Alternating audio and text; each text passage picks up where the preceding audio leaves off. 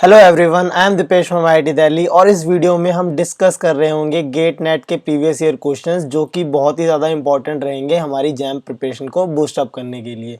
ये first lecture होने वाला है इस सीरीज़ का, तो इसमें मैंने बेसिकली प्रूफ करा है कि जो गेट या नेट के प्रीवियस ईयर क्वेश्चंस होते हैं वो जैम में पूछे जाते हैं। फॉर एग्जाम्पल ये जो क्वेश्चन जैम 2020 में आया है वो गेट 2005 में आ चुका है और मैं कहूँ सेम क्वेश्चन होगा, बस एक एक्स्ट्रा पार्ट ऐड कर दिया है। जैसे यहाँ पर जो ये टर्शियरी बुटाइल ग्रुप दे रखा है उसकी जगह पे यहाँ पे 3CCS3 लिखा था, जो कि बेसिकली वही मतलब है, टर्शियरी बुटाइल ग्रुप है और सेम मिथाइल का कंसेप्ट था। बस ये दो पार्ट सेम थे, लेकिन यहाँ पर एक और एक्स्ट्रा पार्ट ऐड कर दिया था। बाकी सेम डिट्टो गेट का प्रीवियस ईयर क्वेश्चंस था। तो जो गेट के या नेट के प्रीवियस ईयर क्वेश्चंस हैं वो एक एक्स्ट्रा एज देते हैं जैम प्रिपरेशन को पॉलिशिंग करने के लिए। कॉज अभी जो इस टाइम में तुम्हारा जैम के प्रिपरेशन या मे बी सिलेबस ओवर हो गया होगा, तो अगर इन क्वेश्चन से एक बार पॉलिशिंग करोगे अपनी प्रिपरेशन की तो बहुत ज़्यादा हेल्प होगी। तो यहाँ पर हमारे पास जो पहला क्वेश्चन है जो जैम 2020 में आया था, इस क्वेश्चन में बेसिकली हमसे ये पूछना चाहता था कि जो 1,3 डायएक्सियल इंटरेक्शन होता है उसका हमें कंसेप्ट बताना था। तो जैसे यहाँ पर जो भी ग्रुप होगा इसका 1, 2, 3 जो थर्ड पोजीशन है इनके बीच में डायएक्सियल इंटरेक्शन होता है जो कि इस मॉलिक्यूल को अनस्टेबल बनाता है। और जब टर्शियरी बुटाइल ग्रुप इस पोजीशन पे होगा तो यहाँ पर जो दो एक्सियल एच प्रेजेंट होंगे वो और ज़्यादा रिपल्शन पैदा करेंगे। तो मोर स्टेबल ऑब्वियसली हमारा जो फर्स्ट वाला कंपाउंड है वो कंपाउंड होना चाहिए। तो यहाँ पर मोर स्टेबल फर्स्ट वाला कंपाउंड हो गया। देन यहाँ पर अगर हम सेकंड मॉलिक्यूल्स थर्ड और फोर्थ में देखें तो यहाँ पर आप ध्यान से देखो तो यहाँ पे CH3 ग्रुप है और ये इन दो एक्सियल से रिपल्शन कर रहा होगा। और यहाँ पर जो ये टर्शियरी बुटाइल ग्रुप है इसके लिए यहाँ पर ऑक्सीजन के दो लोन पेयर्स होंगे। तो हमें ये बात पता है कि जो ऑक्सीजन या किसी भी एटम के लोन पेयर्स होते हैं वो न्यूक्लियस के काफ़ी क्लोज होते हैं, तो ये इतना रिपल्शन नहीं कर पाएंगे जितना एक एटम रिपल्शन करेगा। तो यहाँ पर नोट करने वाली बात यह है कि लोन पेयर का रिपल्शन टर्शियरी बुटाइल ग्रुप से उतना नहीं होगा जितना एक मिथाइल ग्रुप हाइड्रोजन के साथ कर रहा होगा। तो हम यहाँ पर कहेंगे जो ये फोर्थ कंपाउंड है ये ज़्यादा स्टेबल है। देन अगेन लास्ट वाला क्वेश्चन थोड़ा ट्रिकी था क्योंकि इसमें हाइड्रोजन बॉन्डिंग का कंसेप्ट इन्वॉल्व था। किस तरीके से, अगर हम यहाँ पे ये जो लोन पेयर देखें तो ये लोन पेयर इस H के साथ हाइड्रोजन बॉन्डिंग में जाते हैं जो OH के साथ अटैच्ड है। तो इसीलिए ये वाला ज़्यादा स्टेबल हो जाता है इस वाले से, जिसमें सिर्फ इक्वेटोरियल पे प्रेजेंट है, कोई एक्स्ट्रा स्टेबिलिटी नहीं आ रही है। तो इसीलिए इसका क्वेश्चन का सही आंसर क्या था, फर्स्ट, फोर्थ एंड फिफ्थ, जो बी ऑप्शन था वो करेक्ट ऑप्शन था। सेम गेट 2005 में पूछा है, बेसिकली वही सेम क्वेश्चन है, बस यहाँ पर हाइड्रोजन नहीं प्रेजेंट है, यहाँ पर दोनों जगह पे ऑक्सीजन प्रेजेंट थे। तो वही कंसेप्ट यूज़ करके हम इसको भी सॉल्व कर सकते हैं। तो जो गेट के प्रीवियस ईयर्स हैं बहुत ज़्यादा इंपॉर्टेंट हो जाते हैं जैम प्रिपरेशन के लिए। नेक्स्ट क्वेश्चन देखते हैं। अब ये भी एक गेट का प्रीवियस ईयर है, इसमें हमें नंबर ऑफ एरोमेटिक स्पीसीज बतानी है। इस तरह का क्वेश्चन कई बार जैम में पूछा जा चुका है, मे बी NAT में पूछा जा सकता है कि कुछ मॉलिक्यूल्स दिए होंगे और उसमें बेसिकली बताना होगा कितने एरोमेटिक मॉलिक्यूल्स प्रेजेंट है। सो हमें सिंपली इसका रूल ये पता है कि अगर 6 पाई इलेक्ट्रॉन है तो वो एरोमेटिक होगा, या 10 पाई इलेक्ट्रॉन है तो वो एरोमेटिक होगा। जो 4n+2 पाई हकल रूल इलेक्ट्रॉन का रूल होता है वो सिंपली यहाँ अप्लाई करेंगे। सो उसमें भी यहाँ पर आप देखो तो ऑक्सीजन के पास लोन पेयर है, तो ऑक्सीजन के पास लोन पेयर है, दो लोन पेयर है, तो यहाँ पे दो इलेक्ट्रॉन कॉन्जुगेशन में जा सकते हैं। लेकिन ये वाला जो कार्बन है ये एक sp3 हाइब्रिडाइज्ड कार्बन है, तो एक कंप्लीट कॉन्जुगेटेड मॉलिक्यूल नहीं बन पाएगा, जिस वजह से कंप्लीट कॉन्जुगेशन इस मॉलिक्यूल में प्रेजेंट नहीं होगी। तो ये sp3 हाइब्रिडाइज्ड आ गया। अगर ये sp2 कार्बन होता तो कंप्लीट कॉन्जुगेशन पॉसिबल होता।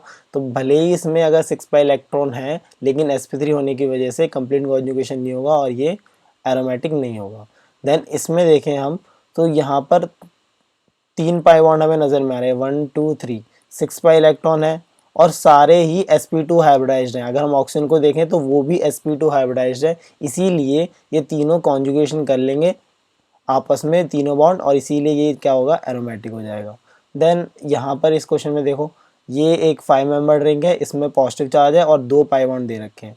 2 पाई बॉन्ड का मीनिंग क्या है, यहाँ पर 4 पाई इलेक्ट्रॉन प्रेजेंट है और 4 पाई इलेक्ट्रॉन अगर प्रेजेंट होंगे और ये पॉजिटिव चार्ज है तो इसके पास कोई इलेक्ट्रॉन नहीं है, तो 4 पाई इलेक्ट्रॉन होते ही ये एक एंटी एरोमेटिक मॉलिक्यूल हो जाएगा। ठीक, कॉन्जुगेशन है, sp2 हाइब्रिडाइज्ड कार्बन है, लेकिन 4 पाई इलेक्ट्रॉन है, 6 या 10 नहीं है, तो हम इसको एंटी एरोमेटिक बोलेंगे। देन यहाँ पर इस क्वेश्चन में अगेन 4 पाई इलेक्ट्रॉन है, कॉन्जुगेशन पॉसिबल है, लेकिन 4 पाई इलेक्ट्रॉन है, तो अगेन ये एंटी एरोमेटिक मॉलिक्यूल होगा। अगेन इसमें देखें तो यहाँ पर 2 पाई इलेक्ट्रॉन प्रेजेंट है, ये पॉजिटिव चार्ज है, इसका कोई इलेक्ट्रॉन काउंट नहीं है, यहाँ पर 1 पाई बॉन्ड था, इसके 2 पाई इलेक्ट्रॉन्स थे। तो अगर हम 4n+2 वाले रूल में 4n+2 पाई इलेक्ट्रॉन हकल रूल है, इसमें अगर n=0 रखें तो हमें 2 पाई इलेक्ट्रॉन मिलेगा तो एरोमेटिक मिलेगा, देन 6 पाई इलेक्ट्रॉन मिलेगा तो एरोमेटिक मिलेगा। ठीक, तो सेम उसी तरीके से ये भी क्या बन जाएगा, एरोमेटिक हो जाएगा। यहाँ पर देखो ध्यान से, यहाँ पर अगर हम काउंट करें तो 1 2 3 4 5 6 7, सो 14 पाई इलेक्ट्रॉन है। ठीक, तो अगर हम यहाँ पे n की वैल्यू 3 रखें तो 4 3 + 2 दैट इज 12 + 2 पाई इलेक्ट्रॉन, यानी कि अगर 14 पाई इलेक्ट्रॉन है तो भी वो सिस्टम क्या होगा, एरोमेटिक होगा। तो ये वाला भी क्या हो जाएगा, एरोमेटिक हो जाएगा। देन ये तो एक वेल नोन मॉलिक्यूल है, इसको हम पायरोल बोलते हैं। तो अगर ये पायरोल मॉलिक्यूल है तो ये पता होना चाहिए कि नाइट्रोजन की जो लोन पेयर है वो इसमें कंजुगेशन में जाते हैं 5 मेंबर रिंग में। तो लोन पेयर का 2 इलेक्ट्रॉन, पाई बॉन्ड के 2 इलेक्ट्रॉन और इस वाले पाई बॉन्ड के 2 इलेक्ट्रॉन, 6 पाई इलेक्ट्रॉन बन जाएंगे। तो ये भी मॉलिक्यूल क्या हो जाएगा, एरोमेटिक हो जाएगा। देन लास्ट में ये मॉलिक्यूल है, इसमें ये जो 2 इलेक्ट्रॉन है, 2 4 6 8, तो बेसिकली 8 पाई इलेक्ट्रॉन है। तो 8 पाई इलेक्ट्रॉन वाला कैसा होता है, एंटी एरोमेटिक होता है। तो एंटी एरोमेटिक के लिए ये रूल ध्यान में रख सकते हो, अगर उसके अंदर 4n पाई इलेक्ट्रॉन का रूल फॉलो हो रहा है, मतलब जो भी नंबर ऑफ पाई इलेक्ट्रॉन आ रहे हैं वो अगर 4 का मल्टीपल है तो हम उसे एंटी एरोमेटिक मॉलिक्यूल बोलेंगे।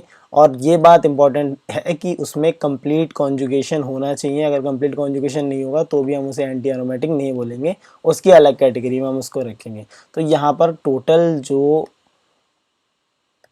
एरोमेटिक मॉलिक्यूल्स आए वो हो जाएंगे 1 2 3 4, तो 4 इसका करेक्ट आंसर था इस क्वेश्चन का। देन नेक्स्ट क्वेश्चन में मूव करते हैं। अब ये जो क्वेश्चन था जैम 2016 में पूछा गया है और गेट 2005 में भी इसी टाइप का क्वेश्चन आया है, और यही सेम जो मैंने नोट्स प्रोवाइड किए हैं इसी यूट्यूब चैनल पर, मेरे टेलीग्राम ग्रुप में जाओगे तो तुम्हें इसका पीडीएफ मिल जाएगा। तो ये क्वेश्चन पूरा कम्प्लीटली सॉल्व्ड है, और ऐसे ही जैम में एक और बार पूछा जा चुका है क्वेश्चन। तो ये जो नोट्स हैं बहुत इंपॉर्टेंट हैं। बायोमॉलिक्यूल्स एक छोटा यूनिट है और क्वेश्चन इसका हमेशा 1 या 2 आता है, तो एक तरह से फ्री के नंबर है, इतने नोट्स पढ़ोगे तो काम चल जाएगा तुम्हारा। तो प्लीज़ एक बार ये क्वेश्चन इसमें सॉल्व्ड है एक बार देख लेना है, क्योंकि गेट में प्रीवियस ईयर आ चुका है तो इम्पॉर्टेंट है। तो ये क्वेश्चन इंपॉर्टेंट थे जैम के पॉइंट ऑफ व्यू से इम्पॉर्टेंट है, क्योंकि जैम में आते हैं गेट नेट के प्रीवियस ईयर क्वेश्चंस, और इस सीरीज़ में मैं और भी क्वेश्चन सॉल्व कराऊंगा जो कि गेट और नेट के प्रीवियस ईयर क्वेश्चंस में आए हैं। Thank you so much for watching.